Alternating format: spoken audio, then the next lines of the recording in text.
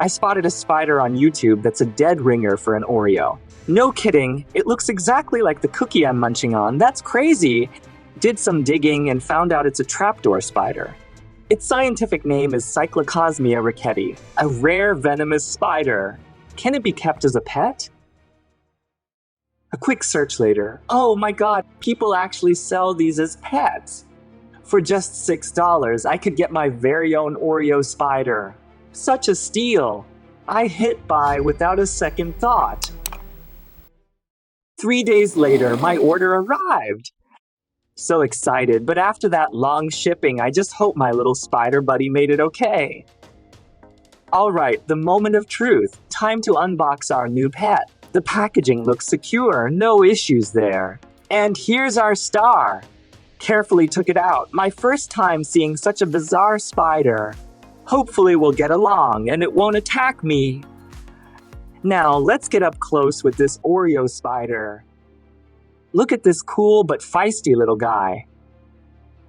Oops, sorry I dropped you. Let me help. Hope you're not mad, totally didn't mean to. Now check out that Oreo pattern, but nature's perfect shield. Even needles can't pierce it. I wanted to befriend this spider, so I gently touched its front leg with tweezers to observe its reaction, hoping for a friendly interaction. Suddenly, the little creature got furious and lunged at me. It startled me. Sorry, buddy, I truly meant no harm. This is the most intense moment. My heart's racing. To prove I'm serious about being friends, I let it crawl right onto my bare hand. I'll admit, my heart was racing. It is a venomous spider after all. But this little guy surprised me by being super chill, not even a threat pose. Thanks for trusting me, little dude. Alright, time to build you a new home. Unlike most spiders, this little digger prefers damp soil over webs.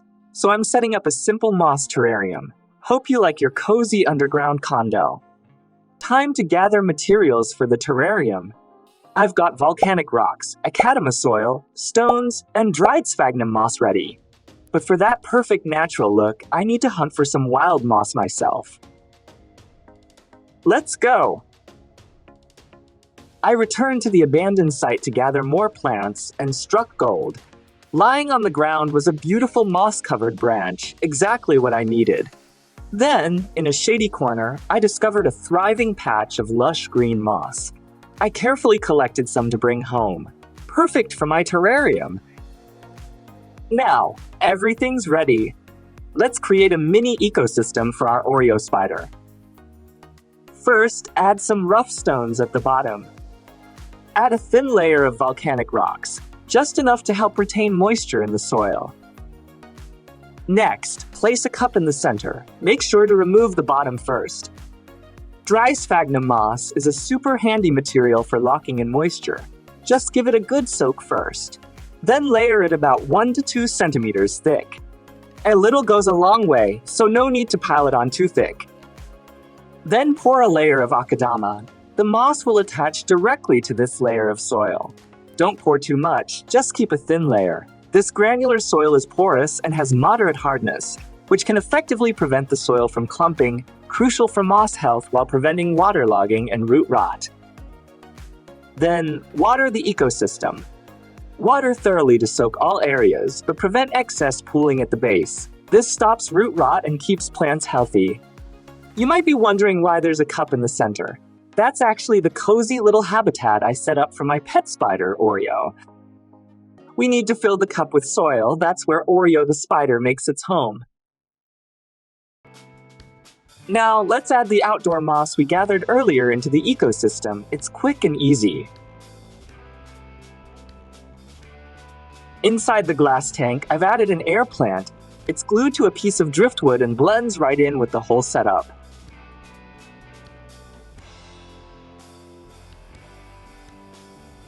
Looks very beautiful and full of life.